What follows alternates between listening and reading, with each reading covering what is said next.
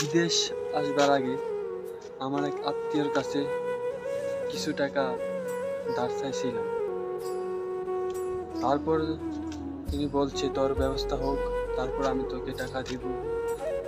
যখন আমার কিছুদিন পরে ব্যবস্থা হয়ে গেল, তারপরে তাকে ফোন দিয়ে বললাম আমার তো ব্যবস্থা হয়েছে, আপনি বলছিলেন টাকা দিবেন।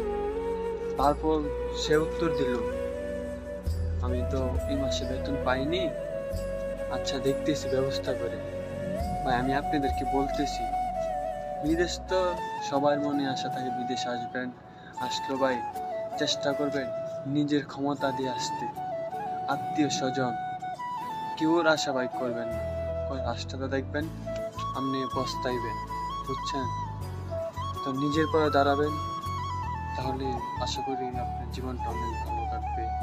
ওই আত্মীয় স্বজনে আশা করবেন, এটা প্রত্যেকটি ভাই ভুল, বুঝছেন? আত্মীয় স্বজনে আশা করতে গেলে দেখতেছেন আপনি কিন্তু সামনে আগাইতে পারবেন না, শুধু পিছাবে আপনার সময়।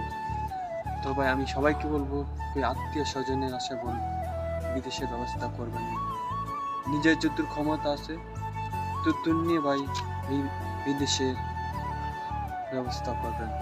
আমার কথাটা যদি ভালো লাগে অবশ্যই আমার একটি লাইক দিবেন।